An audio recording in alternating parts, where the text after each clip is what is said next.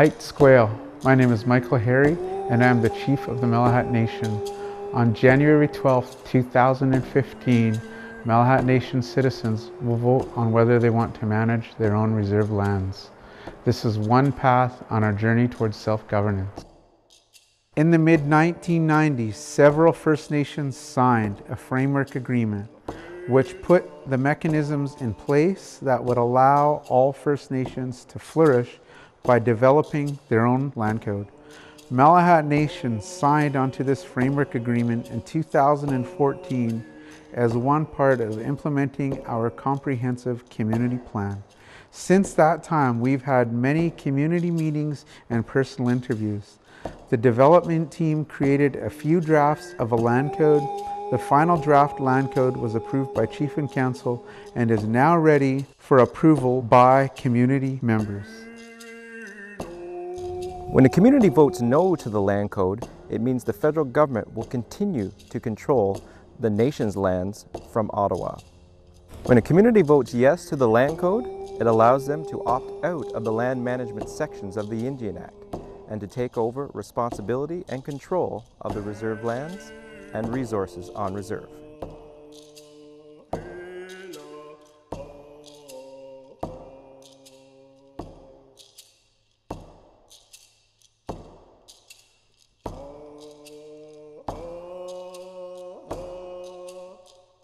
Chief and Council believe there are many benefits of having our own land code. It allows for community-driven land use decisions that are efficient and effective.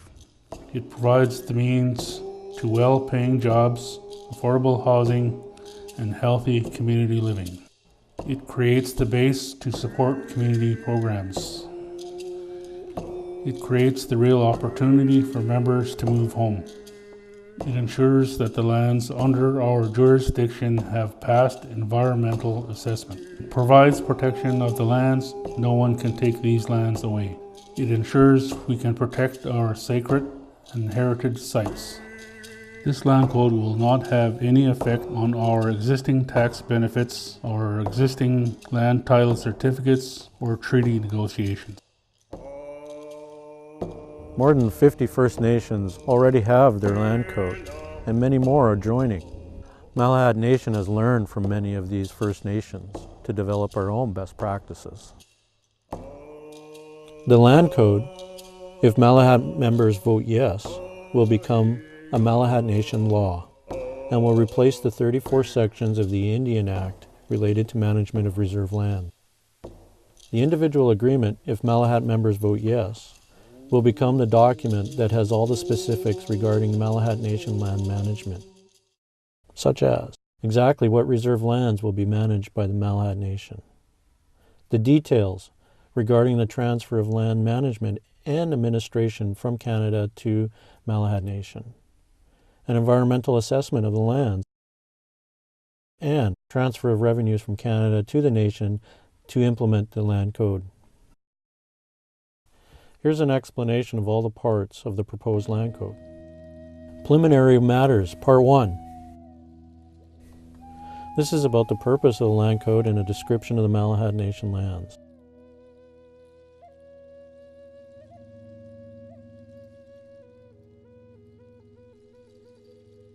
Part 2, Lands Administration, lays out the land administration roles and responsibilities of the various parties, including Chief and Council,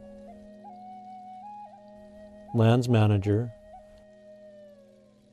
Lands Department, and a Lands Management Advisory Committee. Part 3, Malahat Nation Laws. This is about the kind of laws that Malahat Nation can make regarding land management, as well as lawmaking procedures. Part 4, Member Input and Approvals. This provides details about how and under what circumstances community members provide input to implement the land code.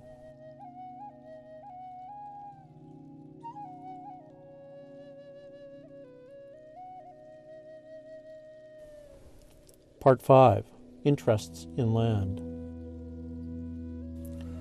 This part is about existing and potential interests and licenses in Malahat Nation lands, as well as allocations, mortgages, and transfers related to the lands. Part 6. Expropriation and protection of land. This is about new or existing interests or licenses in Malahat Nation lands, and sets out information on steps for requiring approval before granting or disposing of any land interests.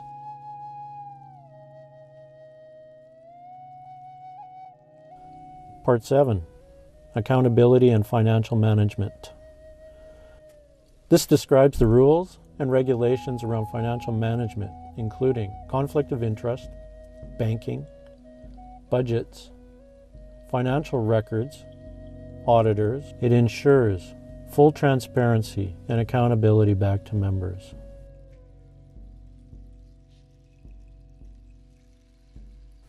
Section 8. Dispute resolution. This part is about how disputes are resolved, including informal resolution, mediation, and arbitration, ensuring that there are ways to hear concerns or new approaches. Section 9. Other matters. This part includes other details regarding public notice, liability, offenses, and making amendments to the land code. Now that the ratification process has started and the land code has been put before the community, it's time for the members to become more informed and ask questions. So check out Malahat website for information on land code. Give your address to the band office if you haven't received a package yet. Read the proposed land code and individual agreement. Attend community meetings.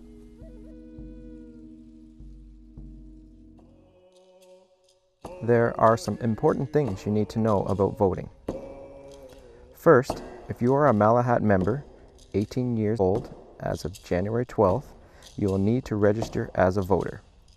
There are several ways that you can cast your vote. You can bring your ballot and vote in person on January 12th at one of the 2 polling stations, either in Mill Bay or off reserve in Duncan.